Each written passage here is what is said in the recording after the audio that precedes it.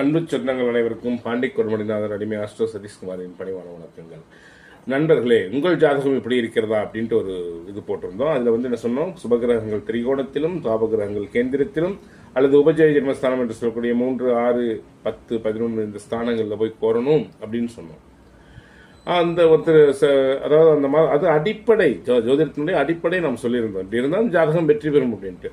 அதுக்கு சேகர் அப்படிங்கிறவர் சேலத்திலிருந்து ஒரு நண்பர் அவர் டேட்டா பார்த்து கொடுத்து கேட்டிருக்கார். சார், என் ஜாதகம் இப்படி இருக்குது, என்னுடைய முன்னேற்றம் இல்லையே அப்படின்னு கேட்டிருக்கார். உங்கள் ஜாதகத்தில் லக்னாதிபதி நீசம் சார். லக்னாதிபதி நீசம் பெறக்கூடாது சார். நீசபங்க ராஜயோகம் உள்ள பெற்றிருக்கு அப்படின்னா, நீசபங்க ராஜயோகம் என்பது நீசம் பெற்று ராஜயோகம் பெறுவது என்பது உரிய காலத்தில் உங்களுக்கு பலன் கிடைக்காது. காலம் தாழ்த்தி தான் பலன் கிடைக்கும். காலம் தாழ்த்தி உங்களுக்கு கட்டாயம் பலன் உண்டு, வெற்றி கொடுக்கும். மாணவிய யோகம் இருக்கு சார்னா, சுக்கிரன் தன் வீட்டுக்கு 6ல் போய் மலவை யோகத்தை கொடுத்துருக்கார். பூர்வ முனையை மறைஞ்சிருச்சு. நீங்கள் உள்ளூர் விட்டு வெளியூர் போனீங்கன்னா கட்டாயம் முன்னேற்றம் உண்டு. வெளியில் போங்க. 2வது தொழில்ஸ்தானம் பாருங்க. 10ஆம் 11ஆம் லாபாதிபதி போய் தன் வீட்டுக்கு 12ல் உட்காந்துருக்கிறான். அப்போ அவனே 6ஆம் அதிபதி செவ்வாய், அவன் தன் வீட்டுக்கு 5ல் உட்காந்துருக்கான். நீங்கள் உங்களுடைய லாபத்தையும் சேர்த்து உள்ளுக்கு போட்டு கடனையும் வாங்கி தொழிலில் போட்டிங்கன்னா அப்படி போடக்கூடாது. நிதானமான முதலீடு பண்ணணும். புரியுதுங்களா? அப்போ உங்களுக்கு நடந்த திசைகளை பாருங்க, என்ன திசை நடந்திருக்குன்ட்டு. ராகு திசை, அதுக்கு முதல்ல செவ்வாய் திசை, அதுக்கு முதல்ல சந்திர திசை. செவ்வாய் திசாரு அவன் இந்த லக்னத்துக்கு பாவி, ஆறுக்குடையவன். நான் தான் சொன்னேன் செவ்வாய் பத்தி.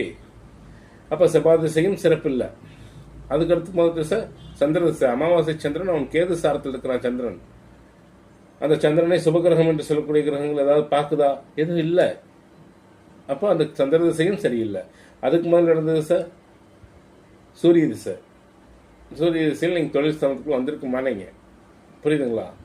அப்போ உங்களுக்கு மொத்தமாக திசைகள் அனைத்துமே மைனஸான திசை. அடுத்தது 3ல் சனிராகு. இந்த சனிராகு சேர்க்கை என்பது ஒரு ஜாதகத்தில் 1979 பிறந்தவங்களுக்கு சனிராகு சேர்க்கை இருக்கும். சனிராகு சேர்க்கை 6ஆம் இடத்தை தவிர எந்த இடத்துல இருந்தாலும் பாதிப்புகளை கொடுக்கும். அந்த ஸ்தானம் ஒரு கட்டத்திற்கு, ஒரு பாவத்துக்கு அடுத்து 3ஆம் பாவம் அந்த ஜாதகரை அடுத்த நிலை கொண்டு வரும். லக்னத்தை அடுத்த நிலை கொண்டு வரக்கு அது தடை. சார், அப்போ என் வாழ்க்கையில் முன்னேற்றமா இல்லையா அப்படின்னா, அப்படிலாம் இல்லை. கட்டாயம் உங்கள் வாழ்க்கையில் முன்னேற்றம் உண்டு.